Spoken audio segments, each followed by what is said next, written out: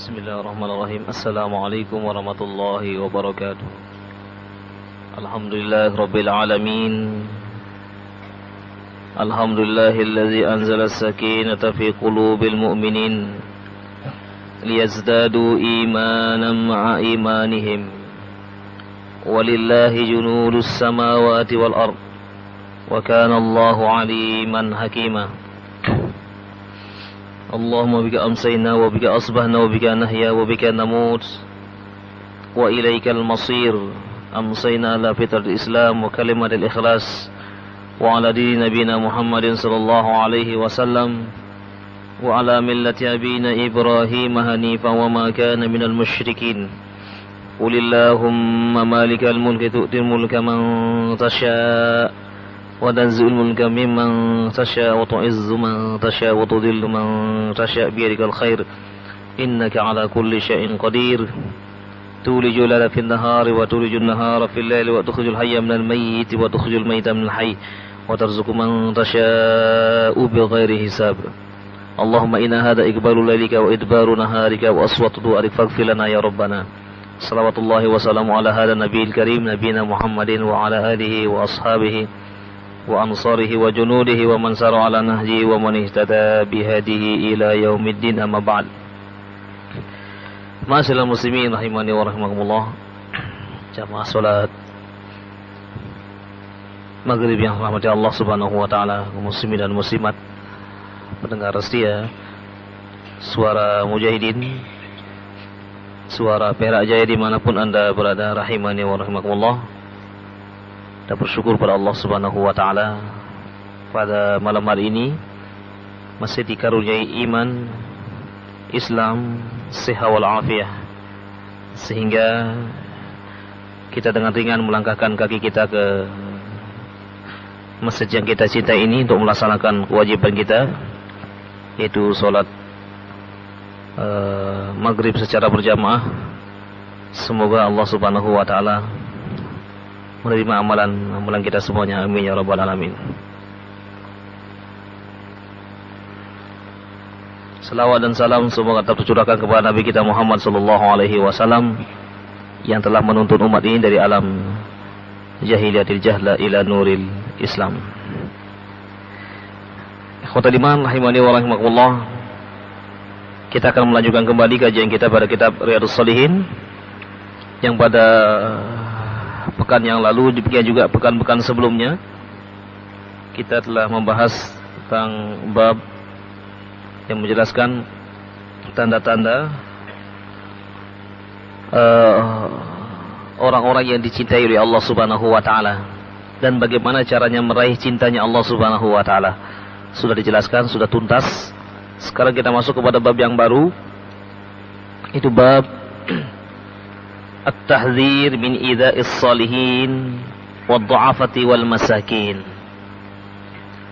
Bab yang menjelaskan tentang larangan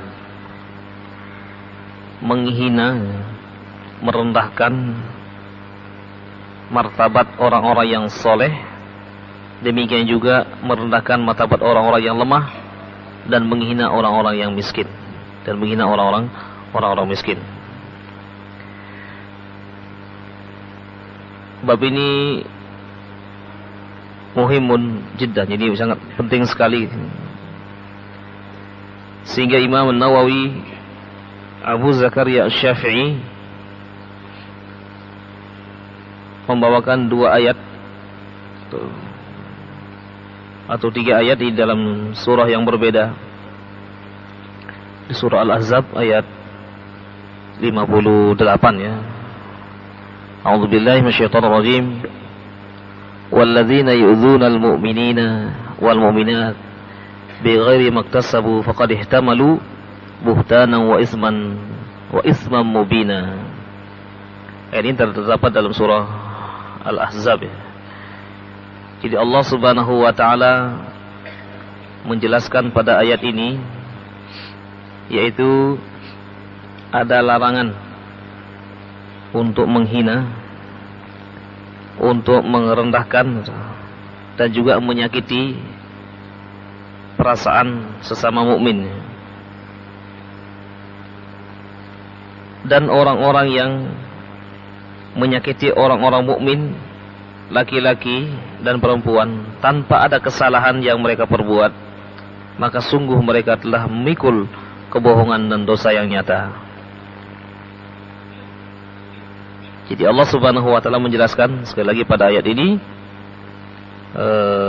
larangan yang keras bagi setiap mukmin untuk menyakiti mukmin yang lain, menghina mukmin yang satu dengan mukmin yang lain, apalagi adalah hamba-hamba Allah yang soleh. Demikian juga mereka-mereka yang lemah dan mereka-mereka yang miskin. Jadi jangan sampai menyakiti hati mereka, karena kalau mereka memohon kepada Allah Subhanahu wa taala, maka Allah pun akan mengabulkannya. Rasulullah berpesan kepada Mu'adz bin Jabal pada saat beliau diutus ke Yaman, dia mengatakan, "Ya Mu'adz, ittaqi da'watal mazlum fa inna laysa bainahu wa bainallahi hijab." Wahai Mu'adz, takutlah kamu terhadap doa orang-orang yang terzolimi, karena kalau mereka berdoa, maka tidak ada di antara mereka dengan Allah itu hijab, dinding. Itu langsung dikabulkan oleh Allah Subhanahu wa taala. Kemudian ayat yang berikutnya, ayat terdapat dalam surah Al-Duha ayat 9 dan 10, firman Allah Subhanahu wa taala, "A'udzubillahi minasyaitonir rajim. Fa ammal yatima fala taqhar wa ammas sa'ila fala tanhar." Adapun anak-anak yatim, jangan kamu berlaku keras kepadanya, ya. Adapun terhadap anak-anak yatim, janganlah kamu menghardiknya, gitu. Demikian juga terhadap para peminta-minta, jangan kamu tolak dengan keras. Jadi apapun orang-orang yang meminta-minta yang datang kepadamu, maka janganlah kamu tolak dengan kasar dan keras. Jadi di dunia ini Allah Subhanahu wa taala telah menciptakan segala sesuatunya berpasang-pasangan. Ada siang dan malam, ada kaya dan juga ada miskin, ada yang kuat dan juga ada yang lemah. Anak-anak yatim akan senantiasa ada di dunia ini. Qudwatuna wa uswatuna, kedua kita, Rasulullah sallallahu alaihi wasallam lahir dalam keadaan yatim. Sehingga Allah Subhanahu wa taala mengingatkan Rasulullah pada ayat ini untuk introspeksi diri bahwa dulu dia adalah yatim, kemudian dia dianjurkan sekarang berlaku baik terhadap anak-anak yatim. Jadi tidak berlaku keras kepadanya, menghardiknya dengan sekuat-kuatnya dia. Demikian juga orang-orang yang meminta-minta. Jadi orang memintanya akan ada terus. Di dalam surah Al-Ma'arij Allah Subhanahu wa taala berfirman, "Walladzina fi amwalihim haqqun ma'lum lis-sa'ili wal mahrum." Adapun harta kalian itu ada bagian orang-orang yang sa'il, orang meminta-minta, wal mahrum, dan orang-orang yang tidak mau meminta. Dia nggak punya, tetapi tetap menjaga dirinya karena harga diri dan menjaga kehormatan, dia tidak meminta kepada orang. Ada juga memang yang meminta-minta, itu akan ada terus. Nah, Islam mengajarkan bagaimana kita ini bermuamalah dengan mereka-mereka itu. Kalau misalnya kita tidak memberi, maka hendaklah jangan sampai menyinggung perasaan mereka. Ketika kita memberi pun jangan sampai menyinggung juga perasaannya. Jadi seolah-olah kita hanya membuang uang saja, membuang. Jadi bukan karena Allah kita memberi. Boleh jadi orang-orang yang datang itu mungkin saja, kita nggak tahu ya, urusan Allah Subhanahu wa taala untuk menguji kesabaran kita. Diberikan harta, kemudian ada orang yang meminta-minta, tiba-tiba itu adalah utusan Allah Subhanahu wa taala menguji kita, kemudian kita mengusirnya dengan sekeras atau sekuat tenaga kita, maka justru di sini akan digolongkan kepada orang-orang yang bakhil. Tapi memang ada juga orang-orang yang ya kita perlu juga sesekali berlaku sedikit agak keras sedikit kepada mereka-mereka yang kita tahu sendiri bahwa mereka datang, badan mereka juga masih sehat, masih bugar ya. Datang waktu maghrib, waktu isya ya. Pas waktu istirahat genjreng-genjreng di depan rumah kita gitu ya. Genjreng-genjreng ya. Sini perlu kita ingatkan. Jadi perlu kita ingatkan bahwa pekerjaan seperti mengamen dan seperti itulah tidak baik gitu ya. Jadi kita nasihati dan katakan kepadanya bahwa ini waktu sholat. Jadi jangan sampai datang pada saat waktu-waktu seperti sekarang ini. Atau mungkin sesekali ya kita tidak memberi, karena kita melihat bentuk fisiknya juga masih dalam keadaan sehat-sehat. Nah, ada juga memang orang-orang yang perlu mendapatkan perhatian. Ada yang tidak punya tangan, bahkan ada yang berjalan tersiok-siok dengan satu kaki gitu ya. Apakah tidak terketuk hati kita gitu, memperhatikan orang yang seperti itu? Bagaimana kalau saya seperti itu gitu? Berjalan tanpa kaki atau berjalan tanpa tangan, makan pakai kaki juga kan? Kita bayangkan bagaimana kalau sekiranya posisi saya seperti itu, kemudian ketika saya meminta-minta kemudian dibetak oleh orang ya. Nah, ini Islam sangatlah menghormati siapa saja ya. Jadi kalau kita tidak memberi, maka tolaklah dengan cara yang halus. Jadi tolaklah dengan cara-cara yang sopan. Taib, ini muqaddimah yang dibawakan oleh Imam An-Nawawi Abu Zakaria Asy-Syafi'i sebelum masuk kepada bab tentang larangan menyakiti atau menghina orang-orang yang soleh. Demikian juga orang-orang lemah dan orang-orang yang miskin. Jadi perlu dibedakan antara miskin dengan fakir. Miskin ini punya tapi nggak cukup. Tapi kalau fakir memang betul-betul tidak punya. Karena itu didahulukan ketika memberi zakat itu adalah orang-orang yang fuqara, orang yang nggak punya sama sekali. Kalau miskin ini punya tapi dia nggak cukup dia. Karena itu Rasulullah mengatakan, Allahumma ahyi miskinan. Jadi, ya Allah hidupkanlah saya bersama orang-orang miskin, ma'azumratil masakin. Ya Allah hidupkanlah saya ini bersama orang-orang yang kelompok orang-orang miskin. Kemudian bangkitkanlah saya juga bersama orang-orang miskin. Itu permintaan Rasulullah SAW kepada Allah Subhanahu Wa Taala. Bukan fakir. Fakir ini sebagaimana dikatakan dalam riwayat, Ali mengatakan, kadal faqru an yakuna kufran. Kadal faqru an yakuna al-kufra. Ayakuna kufran. Jadi karena kefakiran itu bisa mendekati kepada kekufuran. Karena saking tidak punyanya saking tidak punyanya, kemudian orang Islam tidak memperhatikannya, jadi sehingga ada orang lain yang memperhatikan, dia merespon, diberi makan tiap hari, kemudian akhirnya dia bisa meninggalkan agamanya karena ketidakmampuannya dalam menjalani kehidupan ini. Dia tidak pernah bisa menatap masa depan dengan baik. Jangan masa depan, yang mau dimakan tidak ada gitu. Ini banyak di masyarakat kita yang seperti itu gitu. Jadi hendaklah kaum muslimin ya, yang memiliki kelebihan. Nah, di sini saatnya untuk kita berlomba-lomba untuk menginfakkan harta-harta kita, khususnya nanti adalah pada bulan Ramadan ya. Pada bulan Ramadan yang insya Allah mungkin beberapa bulan lagi kita akan memasuki bulan suci Ramadan. Disitulah kalau kita ingin betul-betul menginfakkan harta kita yang akan dilipat gandakan oleh Allah Subhanahu Wa Taala. Memberi makan orang yang sedang berbuka puasa, ini pahalanya sama dengan orang yang berpuasa. Jadi kita mendapatkan nilai ganda. Satu kali puasa kita dapat pahala satu, kemudian dengan memberi makan lagi kepada orang yang sedang berbuka puasa, maka kita pun mendapatkan nilai satu lagi, tadi dapat nilai 2 dia. Ikhwatal iman rahimani wa rahimakumullah.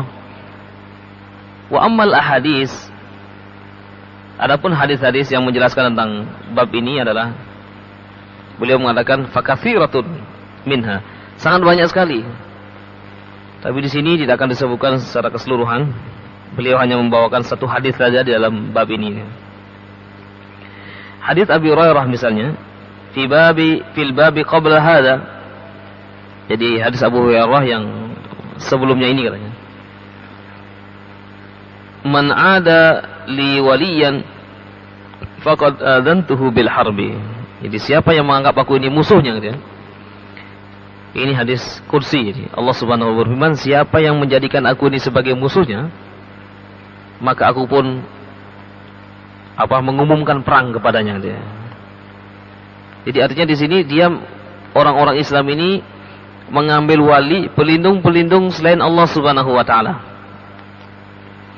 Allah Subhanahu wa taala menjelaskan tentang masalah wali dalam surah Al-Baqarah ya. Surah Al-Baqarah Allah Subhanahu wa taala berfirman, A'udzu billahi minasyaitonir rajim.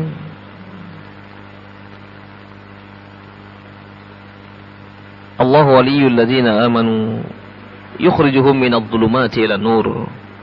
Wal ladzina kafaru awliya'uhumut taghut yukhrijunahum minan nuri ila dhulumat ulaika ashabun nari hum fiha khalidun. Allah Subhanahu wa taala menjadi wali pelindung bagi orang-orang yang beriman yang mengeluarkan mereka dari kegelapan menuju jalan yang terang. Adapun orang-orang kafir itu menjadikan syaitan itu sebagai wali-wali mereka yang mengeluarkan mereka dari cahaya menuju kepada kegelapan. Mereka adalah penghuni neraka dan mereka kekal di dalamnya. 257 di Al-Baqarah 257 setelah ayat kursi. Di sini sangat jelas sekali Allah Subhanahu wa taala menjelaskan kepada kaum muslimin, kepada hamba-hamba yang beriman, bahwa dialah yang menjadi pelindungnya. Begitu seseorang sudah tidak menjadikan Allah sebagai pelindungnya, berarti telah memusuhi Allah Subhanahu wa taala. Allah pun mengatakan perang, menyatakan perang kepadanya. Orang-orang yang pergi menyelesaikan permasalahannya ke tempat orang-orang pintar, kepada para dukun, kemudian ke tempat-tempat yang dianggap memiliki kekuatan gaib, maka di sini berarti dia telah mengabaikan Allah Subhanahu wa taala dan Allah mengumumkan kepadanya untuk perang. Jadi sangat harus betul-betul berhati-hati dalam masalah ini, karena Allah Subhanahu wa taala yang menjadi pelindung kita semuanya, menjadi pelindung hamba-hambanya, khususnya adalah orang mereka yang beriman. Di sini Allah menyatakan bahwa Allah menjadi pelindung bagi mereka-mereka yang beriman karena mereka menjalankan perintah-perintahnya dan menjauhi segala bentuk larangannya. Adapun orang-orang kafir, yang menjadi pelindung mereka adalah syaitan, taghut. Kalau syaitan menjadi pelindungnya, maka dia akan digelincirkan dari kehidupan ini, akan dikeluarkan dari relnya Allah Subhanahu wa taala. Mereka akan beriman kemaksiatan di dunia ini dan tempat mereka adalah di neraka, waliyadzubillah. Taib, ini hadis muqaddimah yang dibawakan oleh Imam Nawawi. Kemudian minha hadis Sa'ad bin Abi Waqqas As-Sabiq. Ini juga sudah dijelaskan pada hadisnya Sa'ad bin Abi Waqqas. Bab mulatafatul yatim. Bab perlunya kita ini berlemah lembut kepada anak-anak yatim. Sudah dibahas. Wa qauluhu, dan sabda Rasulullah sallallahu alaihi wasallam, ya Aba Bakrin la in kunta aghdabtahum laqad aghdabta rabbaka. Wahai Abu Bakar, kalau ada orang yang membuat marah engkau, Allah pun telah marah, murka kepadanya. Jadi kalau ada orang-orang yang ada permasalahan dengan Abu Bakar As-Siddiq, kemudian Abu Bakar As-Siddiq marah, dia sampai marah, maka Allah pun murka kepada orang itu. Ini satu keistimewaan yang diberikan Allah kepada Abu Bakar As-Siddiq. Jadi Rasulullah mengatakan, kalau engkau marah kepada orang itu lantaran suatu permasalahan, maka Allah pun marah kepada orang itu. Sangat istimewa sekali. Dan Abu Bakar As-Siddiq adalah salah satu dari sahabat yang nanti masuk melalui pintu surga di mana saja yang dia suka. Setelah Abu Bakar As-Siddiq. Jadi ini menjelaskan bahwa kenapa Imam Nawawi membawakan hadis ini menunjukkan tentang kehormatan orang-orang soleh. Jadi menjaga kehormatan orang-orang yang soleh sangat dianjurkan dalam agama ini. Sedangkan menghina dan menyakitinya, maka justru di sini akan timbul bencana. Akan timbul bencana-bencana. Nah, kalau di dunia ini tidak ada orang-orang yang soleh, Allah akan hancurkan umat ini. Jadi Allah Subhanahu wa taala akan turunkan azab kepada satu umat yang di mana di situ tidak ada orang-orang yang soleh.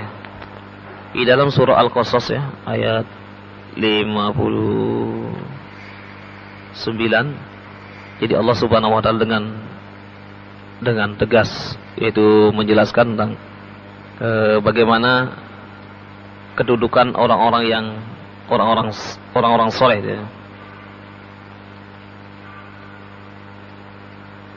Wa ma kunna muhlikil qura illa wa ahluha zalimun.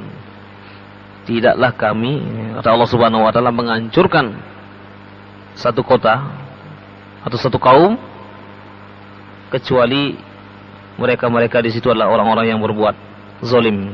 Nah ini. Wa ma kunna muhlikil qura illa wa ahluha zalimun. 59 ya. Al-Qasas 59. Dan kami tidak pernah membinasakan penduduk negeri kecuali penduduknya melakukan kezaliman. Jadi kita bersyukur pada Allah Subhanahu wa taala masih ada di antara kita ada orang-orang yang soleh. Masih ada di kampung kita ada orang-orang yang soleh yang senantiasa zikir, yang senantiasa ruku dan sujud itu. Tapi kalau sudah di daerah tersebut sudah banyak terjadi kemaksiatan, maka hendaklah kita berhati-hati.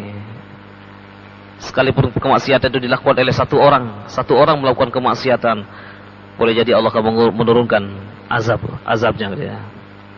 Karena itulah ikhwatal iman rahimani wa rahimakumullah, kita senantiasa harus betul-betul menjaga hamba-hamba Allah yang soleh ini. Jadi jangan sampai menyakiti perasaannya, demikian juga menghina dan demikian juga merendahkannya. Baik, kemudian hadis pada bab ini tadi 1 dan 2 dianggap sebagai muqaddimahnya. Wa an Jundub bin Abdullah, dari Jundub bin Abdullah radhiyallahu anhu, sahabat Rasulullah sallallahu alaihi wasallam, qala Rasulullah sallallahu alaihi wasallam, Rasulullah sallallahu alaihi wasallam bersabda, man shalla salatas subhi, siapa yang salat subuh, fahuwa fi zimmatillah, dia di bawah lindungan dan penjagaan Allah Subhanahu wa taala. Siapa yang salat subuh akan dijaga oleh Allah Subhanahu wa taala. Fala yatlubannakumullahu min zimmatihi bi syai'. Jadi dia tidak perlu lagi itu mencari hal-hal perlindungan selain aku. Akulah yang akan melindunginya, menjaganya. Fa innahu man yatlubu min zimmatihi bi syai'in yudrikhu summa yakubbuhu ala wajhihi fi nari jahannam. Rawahu Muslim. Jadi hadis ini adalah azimun jiddan. Jadi Rasulullah SAW menjelaskan tentang bagaimana kedudukan orang-orang yang melaksanakan ibadah salat subuh secara berjamaah, bahwa dia adalah di bawah naungan Allah Subhanahu wa taala. Dia di bawah naungan Allah Subhanahu wa taala. Jadi ikhwatal iman rahimani wa rahimakumullah, jadi satu hadis ini menjelaskan kepada kita semuanya bahwa tentang urgensi orang-orang yang soleh. Jadi orang soleh ini adalah mereka-mereka yang senantiasa menjaga hak-hak Allah Subhanahu wa taala, kemudian menjauhi segala larangan-larangan Allah Subhanahu wa taala. Ikhwatal iman rahimani wa rahimakumullah, ini kajian singkat dari bab yang kita bahas pada kesempatan yang berbahagia ini. Jadi dapat disimpulkan yang pertama tadi bahwa Imam Nawawi Abu Zakaria Asy-Syafi'i membawakan 3 ayat di dalam surah yang berbeda, yang intinya adalah yang pertama adalah senantiasa Allah Subhanahu wa taala melarang mereka-mereka menyakiti orang-orang yang beriman satu dengan yang lain. Kemudian yang kedua adalah Allah Subhanahu wa taala melarang kepada setiap mukmin untuk menghardik anak-anak yatim, demikian juga berlaku kasar terhadap para peminta-peminta. Kemudian yang ketiga, bahwa Allah Subhanahu wa taala menjelaskan dalam hadis ini, Allah akan mengumumkan perang kepada siapa saja yang menjadikan wali atau pelindung selain darinya. Kemudian yang berikutnya, bab yang menjelaskan tentang kedudukan Abu Bakar As-Siddiq, dia sebagai sahabat Rasulullah sallallahu alaihi wasallam yang diberikan keistimewaan apabila dia marah, maka Allah pun akan murka kepada orang tersebut. Kemudian yang terakhir bahwa Allah Subhanahu wa taala di sini menjamin orang-orang yang senantiasa melaksanakan sholat subuh secara berjamaah. Tapi mungkin ini yang dapat sampaikan. Barangkali ada hal yang perlu ditanyakan, tafadhol silakan. Kalau ada pertanyaan atau mungkin ada yang menambahi, tafadhol silakan. Assalamualaikum warahmatullahi wabarakatuh. Waalaikumsalam warahmatullahi wabarakatuh. Yang perlu kami tanyakan gimana Pak Ustadz kalau orang itu dirampok sampai dibunuh?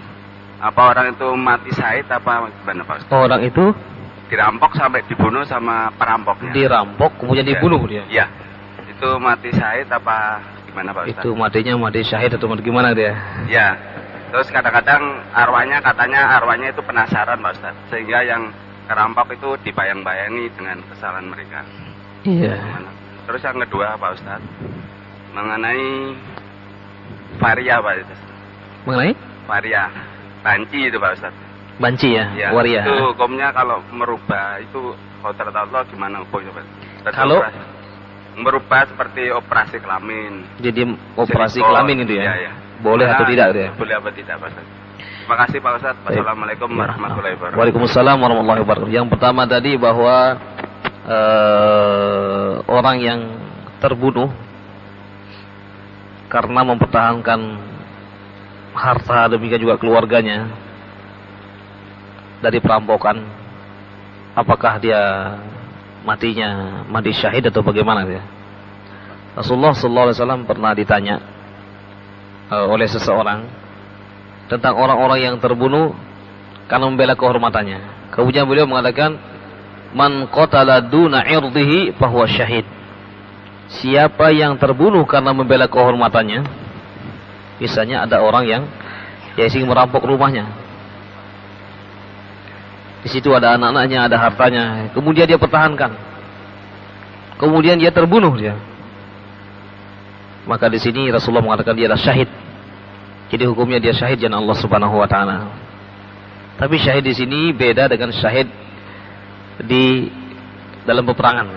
Kalau syahid dalam peperangan kan tidak perlu dimandikan kalau dia meninggal dunia dia. Jadi kalau syahid di sinilah hukumnya syahid, tapi dia tetap diselenggarakan jenazahnya sebagaimana jenazah biasa dia. Jadi orang yang membela kehormatannya kemudian dia sampai meninggal dunia, maka Rasulullah mengatakan bahwa syahid, dia adalah matinya syahid di jalan Allah Subhanahu wa taala. Baik. Kemudian yang kedua yaitu tentang waria ya. Waria ini ada 3 ya. Di dalam bab-bab fikih, khususnya dalam bab al-warasah atau hukum di ahkamul faraid, pembagian warisan, itu waria disebutkan ada 3. Yang pertama adalah al-khuntha allati laha alatani. Yang pertama adalah yang memiliki 2 alat kelamin, kelamin laki-laki maupun kelamin perempuan ya. Jadi ini bisa dilihat pada saat baru lahir, apakah dia ini laki ataupun perempuan. Dilihat pada saat dia buang air kecil, mana yang lebih dulu dan mana yang dominan. Kalau seandainya ya keluarnya dari alat kelamin laki-laki, kemudian tidak pernah keluar dari kelamin perempuan, maka dia dihukumi laki-laki. Maka dihukumi laki-laki. Kemudian yang kedua, waria ini adalah karena perubahan sosial, karena pergaulan ya. Dan juga ada faktor X, faktor lain ya. Ada faktor X. Jadi dia asalnya laki-laki dia, tapi karena pergaulannya ya, sejak dari rumahnya, di rumahnya tidak pernah dipisahkan tidurnya dengan saudaranya. Karena Rasulullah kan mengatakan, kalau sudah seumur 10 tahun maka pisahkanlah anak-anakmu. Jangan tidur satu ranjang. Ya, jadikanlah 2 ranjang. Kalau bisa punya kamar, maka hendaklah yang laki-laki di kamar, yang perempuan juga di kamar. Jadi tidak disatukan. Kalau misalnya tempatnya sempit, ya bisa dipisahkan. Kasur yang satunya, satu berikutnya. Jangan sampai dijadikan satu. Ini sangat berpengaruhi nanti perkembangan psikologisnya ke depan ya. Kemudian yang berikutnya bahwa ada juga yang jadi waria karena gangguan, faktor X. Pernah suatu saat ada seorang ustadz ya, coba berdialog dengan orang tersebut, kemudian kemudian diruqyah dia. Ternyata memang ada. Jadi ternyata memang ada jin ya, itu yang membuat dia itu seperti itu ya. Sehingga setelah selesai diruqyah dengan izin Allah Subhanahu wa taala, dia normal seperti laki-laki kembali, tidak seperti perempuan. Nah, kemudian yang ketiga, yang para ulama kita ini bingung. Imam Nawawi sendiri bingung mengatakan al-khuntha lahu thaqbun. Jadi waria ini tidak jelas apakah dia alat kelamin laki-laki atau alat kelamin perempuan. Enggak jelas ya. Sehingga orang yang seperti ini ketika ada pembagian warisan, dia mendapatkan dua bagian. Satu bagian laki-laki dan satu bagian perempuan. Karena enggak jelas apa laki-laki apa perempuan. Nah, kalau yang memiliki dua alat kelamin tadi dia, jadi untuk supaya tidak mengganggu, salah satunya apakah boleh dioperasi dia? Ini para ulama fihi qaulani, ada dua pendapat para ulama kita ya. Yang pertama mengatakanlah la yajuz, enggak boleh dioperasi. Ya dibiarkan saja seperti itu karena inilah sudah ketentuan Allah Subhanahu wa taala. Karena ini nanti akan bertentangan dengan firman Allah dalam surah An-Nisa ayat 119. Fala yughairunna khalqallah. Ini An-Nisa ayat 119.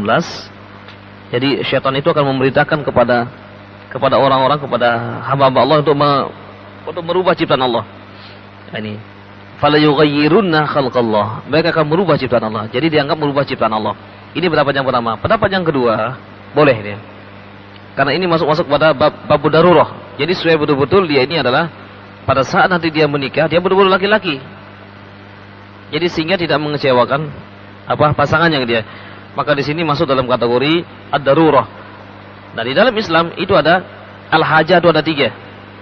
Ada yang ada al-hajah ad-daruriyah, ada yang al-hajiyah, ada at-tahsiniyah. Kebutuhan yang sangat darurat. Yang kedua adalah kebutuhan yang sekunder, kemudian kebutuhan yang leks. Nah, ini termasuk kebutuhan-kebutuhan yang daruriyah, yang sangat darurat ya. Nah, ini. Kemudian yang berikutnya adalah memang dia laki-laki dia.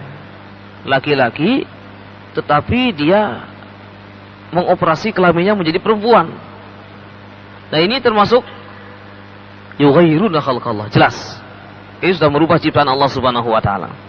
Kenapa dia tidak menerima ketentuan Allah Subhanahu wa taala? Kalau yang tadi dia, yang memiliki dua alat kelamin, itu kalau seandainya berfungsi yang laki-laki, maka dia, kata para ulama, menurut pendapat yang rajih yang kuat adalah boleh dioperasi yang tidak berfungsi ini. Jadi sehingga dia akan sempurna menjadi laki-laki. Nah, ini ketika dia sudah jelas-jelas laki-laki dia, jelas laki-laki, kemudian dia ingin merubah alat kelaminnya, maka di sini hukumnya haram. Karena dia telah merubah ciptaan Allah Subhanahu wa taala. Dia berarti tidak menerima ketentuan Allah Subhanahu wa taala, takdir Allah Subhanahu wa taala dia. Itu jelas. Jadi kalau seandainya juga dia perempuan, kemudian tiba-tiba dia ingin merubah dirinya menjadi laki-laki, ini pun menjadi haram. Jangankan yang seperti itu dia. Orang laki-laki yang menyerupai wanita, yang wanita menyerupai laki-laki adalah dilaknat oleh Allah Subhanahu wa taala. La'anallahu an-nisa'u mutarajjilat. Jadi Allah Subhanahu wa taala melarang, melaknat wanita-wanita yang menyerupai laki-laki. Potongan rambutnya cepat. Ini menyerupai laki-laki. Dilaknat oleh Allah Subhanahu wa taala sampai kapanpun. Kemudian yang laki-laki menyerupai wanita dia. Pakaiannya, gayanya gitu ya. Gayanya ke wanita dilaknat oleh Allah Subhanahu wa taala. Kita sering menyaksikan kan, sekalipun itu tayangan di televisi gitu ya. Ya kan, ada yang berpura-pura menjadi kayak waria. Allah Subhanahu wa taala berikan dia itu sebagai orang laki-laki, kenapa dia berperilaku seperti itu? Dilaknat oleh Allah Subhanahu wa taala. Sekalipun dia ngomong astagfirullahalazim, dikit astagfirullahalazim, kelakuannya sudah seperti itu. Jadi Allah Subhanahu wa taala melaknat laki-laki yang menyerupai wanita dan wanita yang menyerupai laki-laki gitu ya. Apalagi tadi yang merubah kelamin tadi gitu ya. Taib mungkin ini yang dapat sampaikan pada kesempatan berbahagia ini. Aku qouli hadza wa astaghfirullah li wa lakum. Subhanakallahumma wa bihamdika asyhadu an la ilaha illa anta astaghfiruka wa atubu ilaik. Wa sallallahu ala nabiyyina Muhammadin wa ala alihi washabihi ajmain. Assalamualaikum warahmatullahi wabarakatuh.